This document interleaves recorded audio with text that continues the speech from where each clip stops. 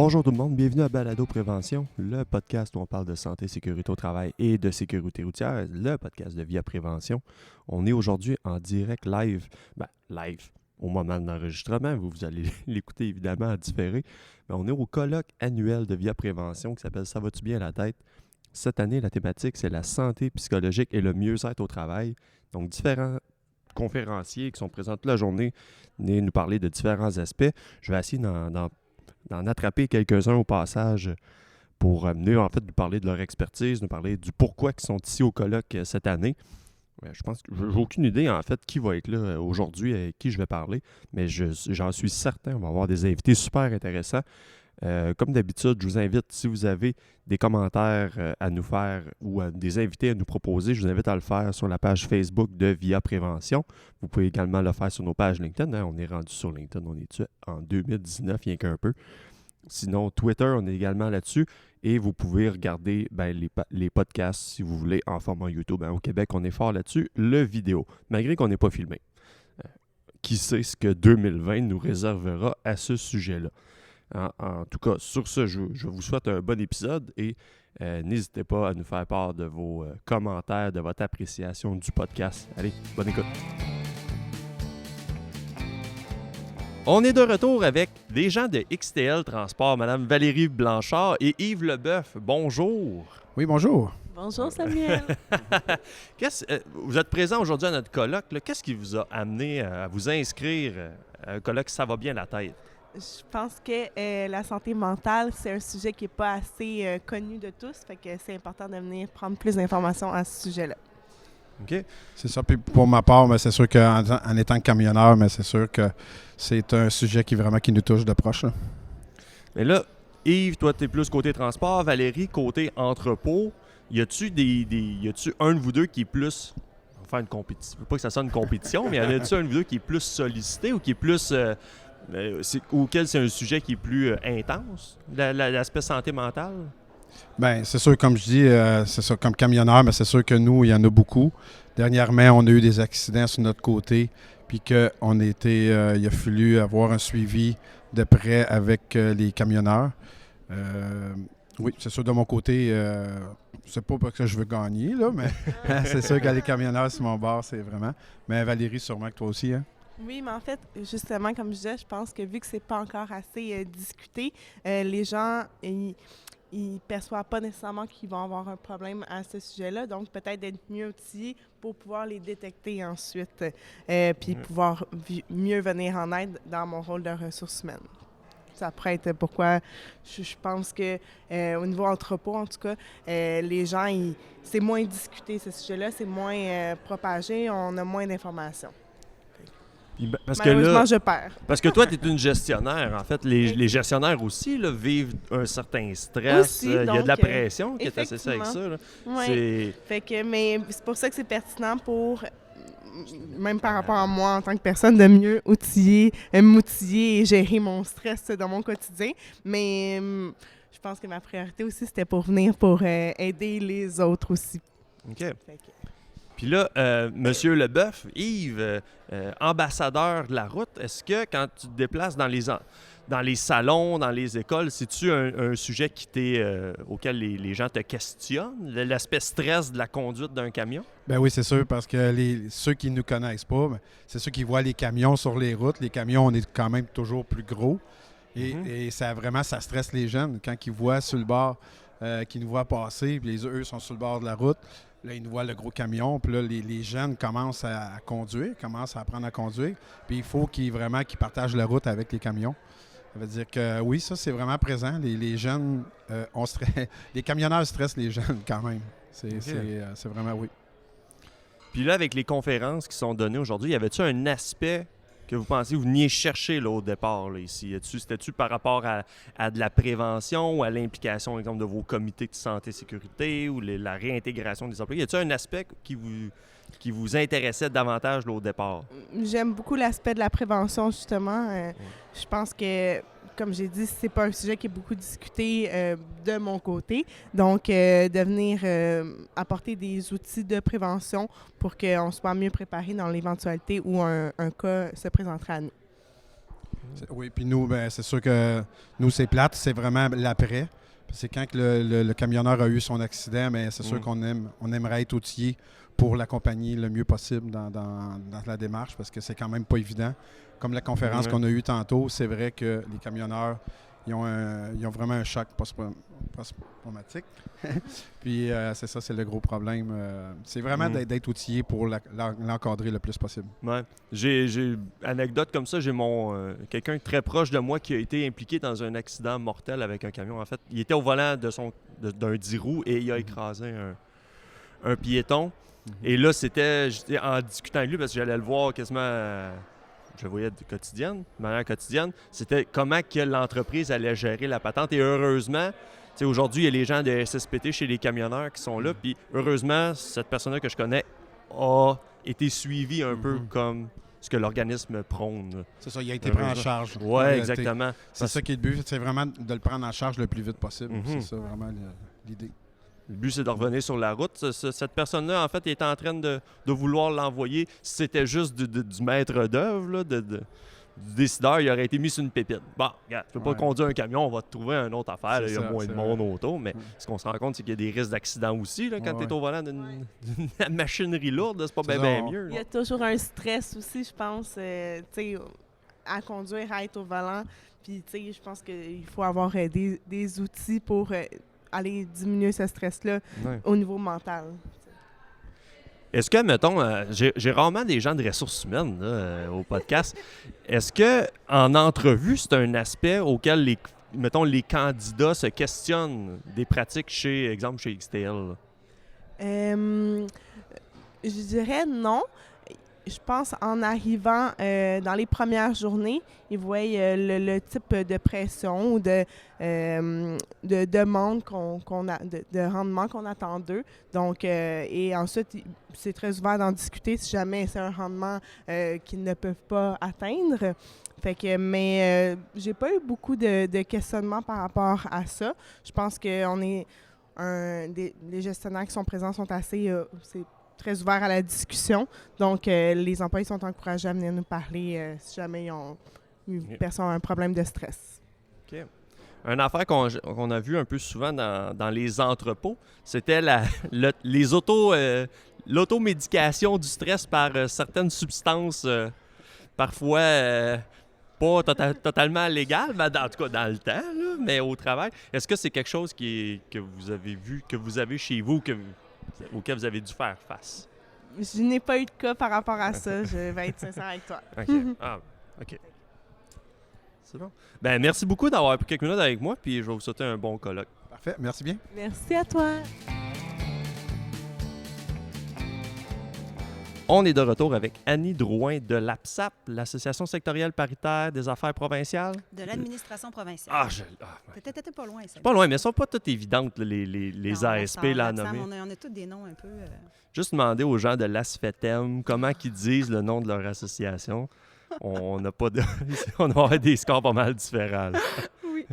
Aujourd'hui, Annie, tu vas donner une conférence qui est en lien avec les comités de santé et sécurité et la santé psychologique. Oui. Peux-tu nous donner un petit preview, en fait, là, du contenu que tu abordes durant cette conférence-là? Bien, en fait, nous, à l'APSAP, on existe... Ça fait combien de temps, vous autres, vous existez? Depuis 82, 37 ans. 37 ans, OK. Fait que nous autres, ça fait 36 ans cette année. Puis ça fait à peu près 20 ans qu'on fait de la prévention en santé psychologique au travail. Puis...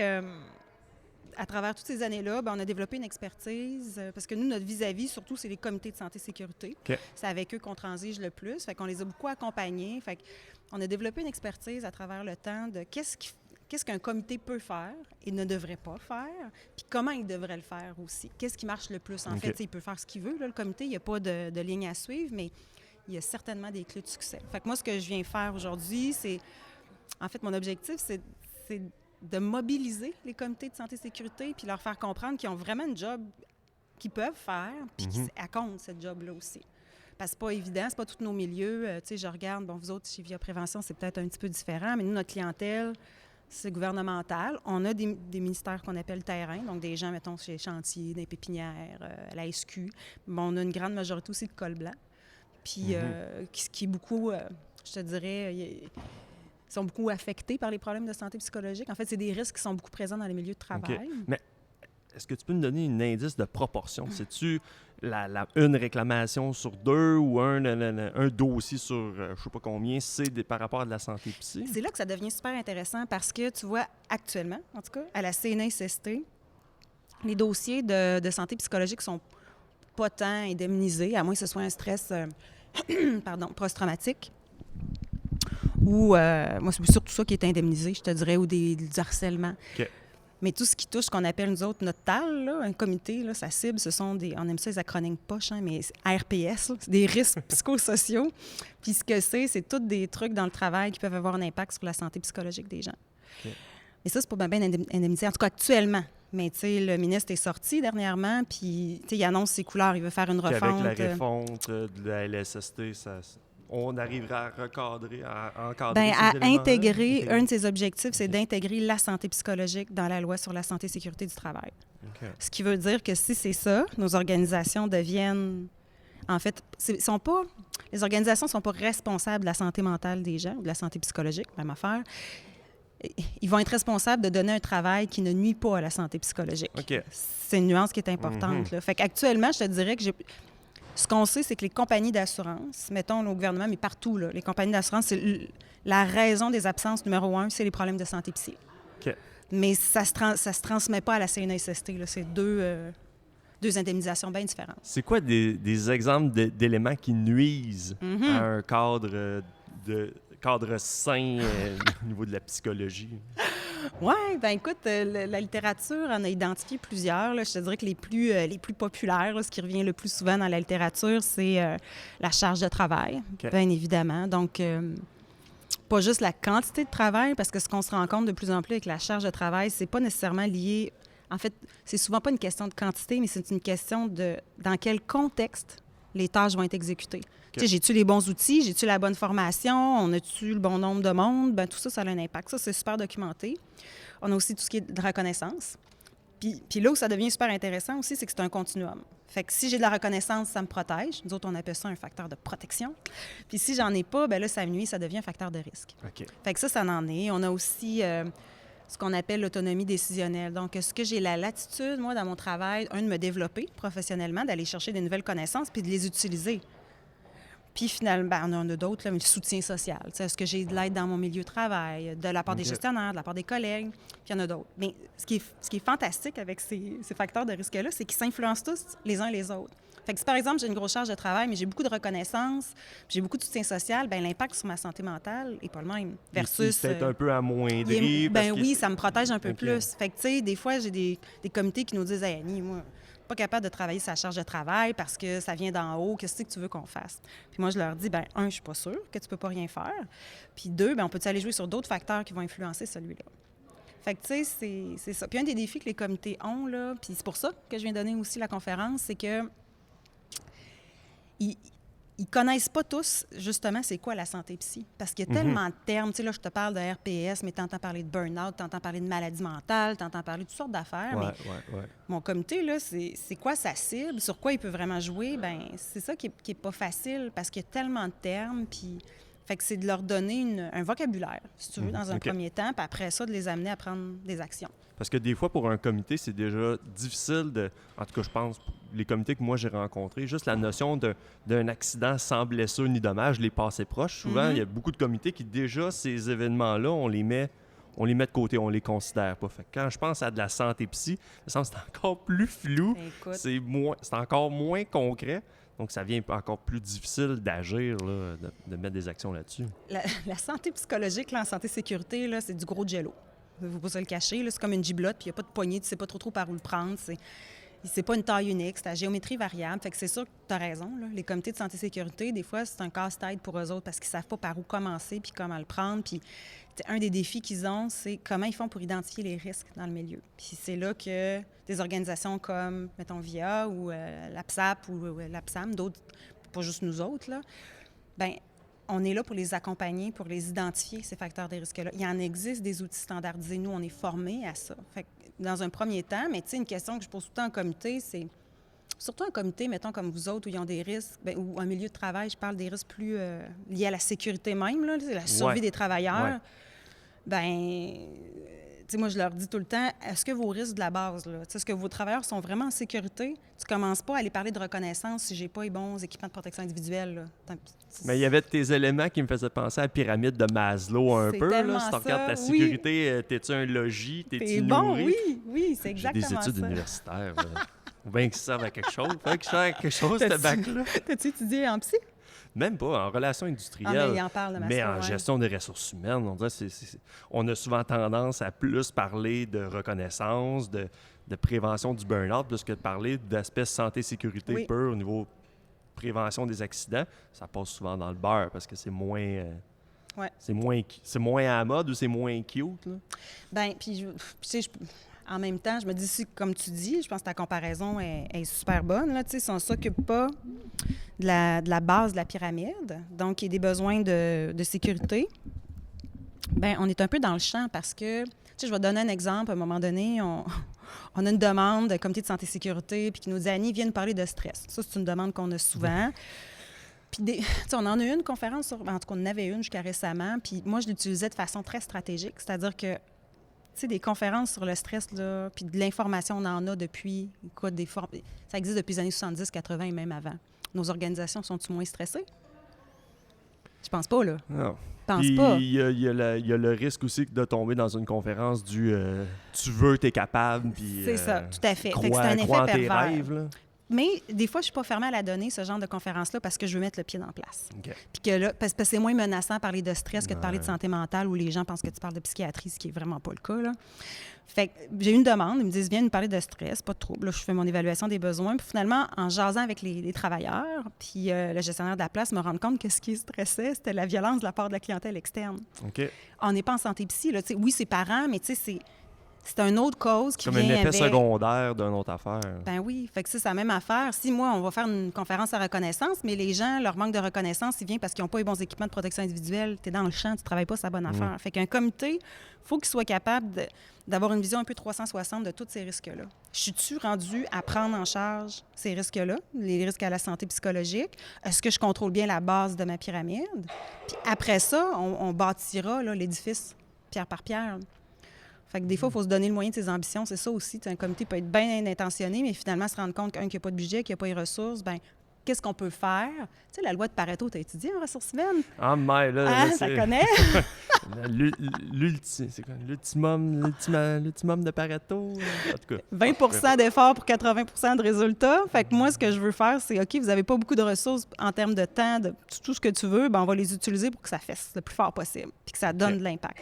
Pareto, je m'en souvenais pas comme ça. Pareto, c'est le dernier point où lorsque tu ajoutes un élément, ben, tu as des résultats négatifs. Ah oui, OK, non. Moi, c'est pas... c'est comme l'ultimum de Pareto. Ça a une espèce de nom de même. Là. Moi, j'avais retenu que c'était 20 en tout cas, cette loi-là qui dit 20-80, là, appelons-le, je sais pas comment on pourrait l'appeler, mais elle, je l'aime bien, cette loi-là, parce que, tu sais, on se le cachera pas, là, nos organisations, ils n'ont pas juste la santé psy, souvent dans leur dossier, mais en même temps, c'est tellement important, là. Est-ce que tu aurais un top 3 à ce moment-là des conditions de succès pour un comité pour que ce dossier-là soit abordé correctement? Hey, c'est une méchante bonne question. C'est pas obligé d'être dans l'ordre. Mettons trois éléments qui sont importants à considérer pour qu'un comité soit efficace pour l'aspect santé psychologique. Bon, tu sais, je te dirais qu'une des premières affaires qu'il faut, mais moi, je m'attends que c'est en tout cas, c'est pas tout le temps le cas. Il faut que la haute direction soit sensibilisée puis veuille agir. Parce que, tu sais, je pourrais avoir mon comité. Souvent, moi, j'ai des petites organisations, des petits établissements. Fait que c'est sûr que le gestionnaire ou l'employeur, il est en face de moi, là. Fait que s'il m'invite, c'est parce qu'il est déjà mobilisé. Mais des fois, je vais avoir un comité dans un gros établissement. Puis là, l'employeur, bien, il y a plusieurs chapeaux, puis ça monte là, au niveau de la hiérarchie. Si en haut, ils sont pas, pour X, Y, Z raison, ils ne le voient pas ou c'est d'autres préoccupations, bien, le comité va avoir de la misère. Ça, c'est une première affaire. Deuxième chose aussi, c'est que il faut qu'ils comprennent c'est quoi son rôle et les limites de son rôle. Parce que c'est pas de parler de qualité de vie au travail nécessairement. Des habitudes de vie, il n'est pas là. On parle pas de relations de travail non plus. On parle pas de harcèlement. Il faut qu'il sache son terrain de jeu, moi, que j'appelle. Là, il est délimité par quoi. Okay. Ça, c'est super important. Puis qu'ils connaissent les termes, bien évidemment. Ça, c'est important. Puis finalement, je te dirais, faut qu'il soit capable aussi d'être accompagné, je pense. Tu sais, qu'il aille chercher, s'il y a besoin d'aide, qu'il aille chercher des gens en ressources humaines ou qu'il appelle à l'APSAP, qu'il appelle à Via Prévention, peu importe, mais tu sais, faut que le comité soit backé des fois aussi, ça aide. Jusqu'à temps qu'il soit starté. Parce que, je ne sais pas si tu connais Jean-Pierre Brun. Le nom me dit quelque chose. Bon, c'est le créateur de la chaire de recherche en gestion de la santé et sécurité à l'Université Laval. OK. Puis lui, c'est comme un leader en prévention en santé psychologique. Puis Jean-Pierre dit que notre objectif, c'est de devenir biodégradable dans les organisations. OK. Fait que ce qu'on veut, nous autres, comme conseillers, c'est d'amener les comités à avoir cette capacité-là à lire leur environnement puis choisir des actions qui donnent vraiment quelque chose, puis qu'on reste en backup, mais qui ne soient pas dépendants de nous autres. Là, Puis à un moment donné, des comités qui sont habitués puis qui connaissent bien la démarche préventive, parce que c'est ça notre outil de travail.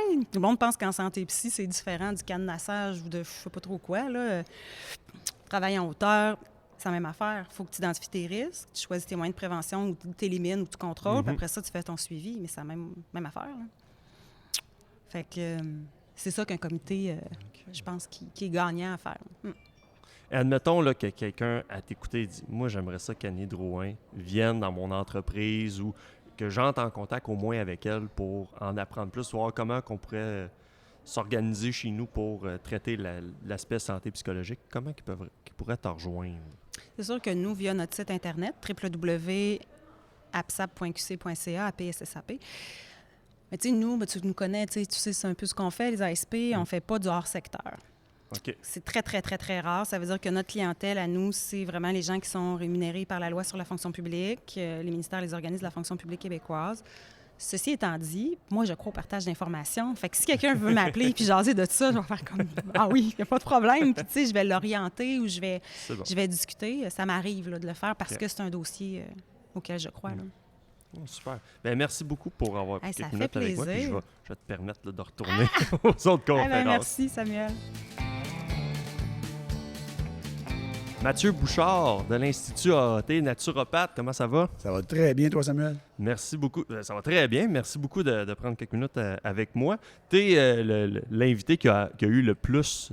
Il a mis le plus grand auditoire, je pense, au podcast. Ah oui? Quand tu es venu dans l'épisode 24, si je me souviens bien. Je pense que, tu sais, juste nous au bureau, récemment, on a essayé une affaire qui s'appelle Fruits au bureau. Ouais. Donc, au lieu d'avoir des bonbons et du chocolat, on est rendu avec des clémentines, des bananes. Wow! Ça change. C'est pas mauvais, c'est mieux ça. Non, mais juste de penser à ça, de dire, gars, on peut-tu, même si l'Halloween est juste de finir, décrocher des bonbons, puis d'essayer de faire des meilleurs choix, juste en termes de collation, mais je pense que c'est un bon départ. Mettre des plats de noix puis de fruits, ça se fait bien, puis le monde aime ça. Là, aujourd'hui, tu es conférencier. Oui. On est parlé, durant le colloque, de stress. Entre autres, par l'alimentation qui rentre dans cette équation-là. Le mode de vie, l'alimentation, un peu, là. Puis, j'ai fait suite à notre podcast, puis j'avais fait un article que tu avais, qui était surtout basé sur ce qu'on avait parlé, un petit document sur l'alimentation. Puis j'en ai des échos intéressants. C'est le fun, c'est vraiment intéressant. C'est le fun parce que ça vient chercher les gens facilement. Tu sais, quand tu rentres mode de vie, alimentation, ben ça implique les personnes directement. Fait que c'est certain que ça va les chercher. Parce que c'est bon pour nous autres, mais tu sais, juste tes choix après ça pour tes enfants, si tu peux inculquer très jeune des bonnes habitudes, couper un peu dans Frosted Flakes, je pense que c'est pas mauvais. Hein? C'est sûr que c'est pas mauvais. Il n'y a pas grand monde qui va se mettre en santé à manger des Frosted Flakes, là, même si c'est un vrai régal. Et là, comme aujourd'hui, les conférenciers qui sont, les participants au colloque qui sont là, il y a le buffet qui vient avec. Oui. Quand je me retrouve, je vais poser la question. Mettons là, un buffet de type italien. Là. J'ai des pâtes, j'ai du pain, j'ai des viandes froides, j'ai plein d'affaires. Comment qu'on devrait se faire, comment tu devrais orienter ou donner des cues pour nos gens pour qu'ils fassent, mettons, la meilleure assiette possible? Comment ça fonctionne un peu? L'intestin, lui, il va dicter au cerveau qu'est-ce qu'il a reçu dans des ordres relativement précis. Il le sait. Non, parce qu'il y a la sécrétion hormonale que l'intestin est capable de faire.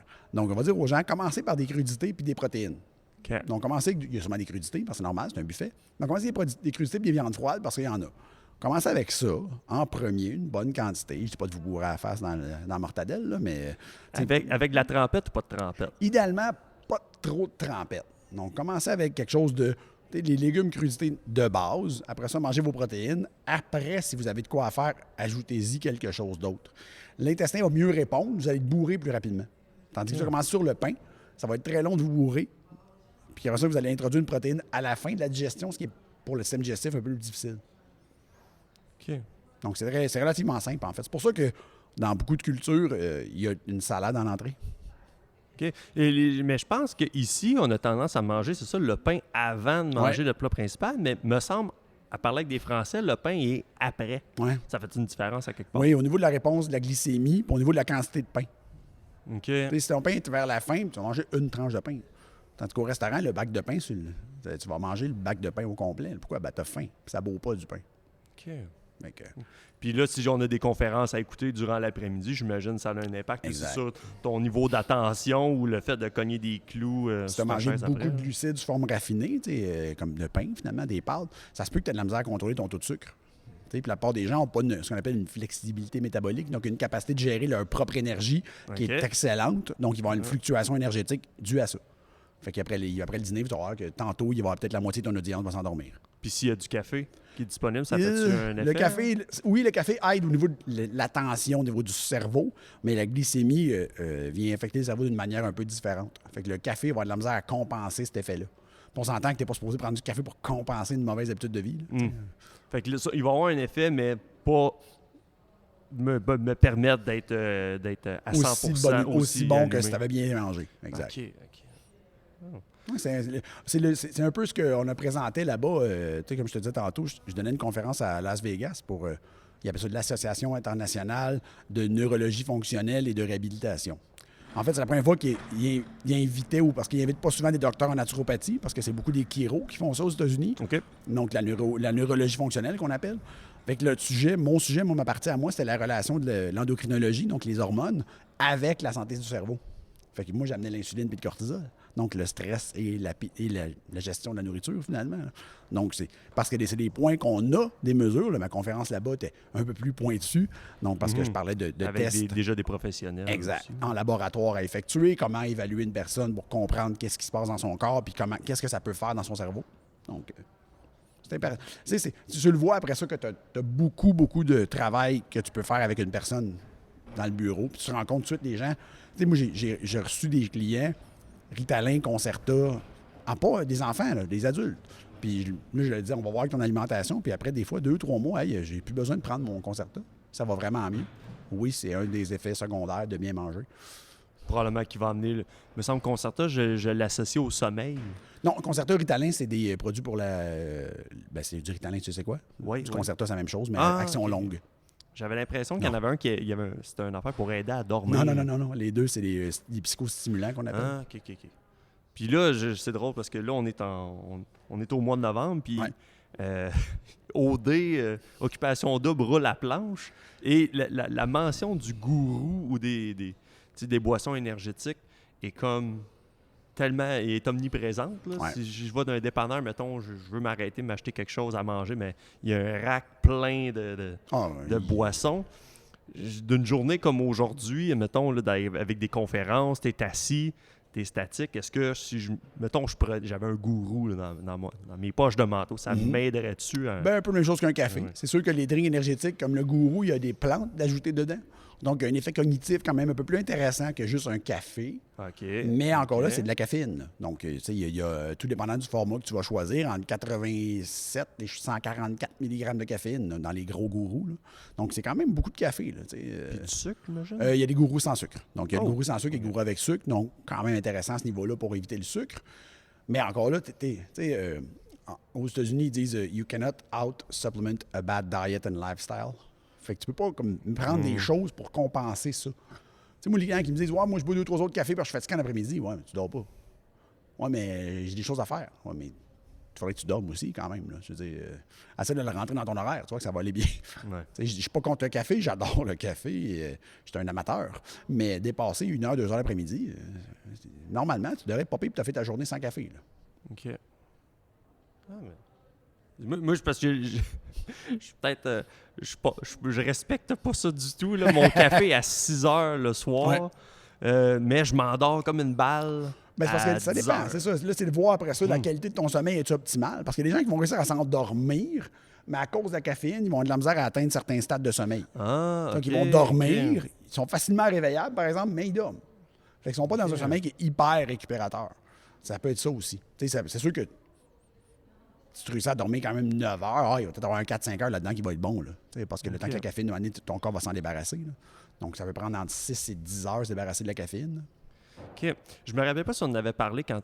Puis ça va être notre dernier point ensemble parce que je veux pas. Pas de problème. Faut que tu puisses t'aies un peu de temps pour te préparer pour ta conférence. Mais admettons, là, suite à la conférence que tu vas donner ce matin, là, quelqu'un fait OK, là, ouais, je rentre dans ce cadre-là, je dors mal, puis peut-être le fait que je mange mal aussi affecte mon stress ou ma qualité de vie en général. C'est quoi la première étape? On commence comment? Ça, mettons, quelqu'un veut faire le déclic de go, là, je m'y mets. Avant, mettons, le temps des fêtes. Mais, tu sais, la première étape, souvent, c'est de voir, de regarder ce qu'on mange. Tu sais, je vais dire aux gens, des fois, faites-vous ce qu'on appelle un journal alimentaire. Donc, écrivez tout ce que vous mangez et que vous buvez dans une journée. Des fois, je vais dire aux personnes, après ça, tu vas remarquer qu'il y a des patterns, des choses que tu vas manger, puis tout le monde le sait, ce qui n'est pas bon pour la santé, là. Presque. Il y a des affaires que le monde pense que c'est bon, mais c'est pas très bon. Mais quand même, si tu te rends compte que tu as mangé une danoise comme collation, OK, toi, tu as un problème. C'est peut-être pas l'idéal. À moins que tu penses qu'une danoise, c'est santé parce qu'elle est aux pommes. Mais, donc, Aux pommes du Québec. C'est ça, aux pommes du Québec. Donc, non, c'est ça. C'est de regarder un peu qu'est-ce que tu manges, puis de voir, OK, comment tu files. Vous faites le test. On le sait, qu'est-ce que les monde, oh, mais ça, c'est un déjeuner, puis c'est bien trop santé. Fais-les donc le test 2-3 jours. Mange-les donc, ce déjeuner-là, voir. Après ça, sur ton journal alimentaire, ton niveau énergétique, elle a de quoi? Tu sais, le déjeuner, c'est un peu comme nous, on a travaillé ensemble. Tu as été client de moi pendant quelques mois. Puis mange le déjeuner, exemple, 2 œufs jambon avec une pomme puis un peu d'amande. L'énergie, ça va vraiment mieux. Ouais. Ça se peut que ton corps aime mieux ça que de manger un bol de vrai régal.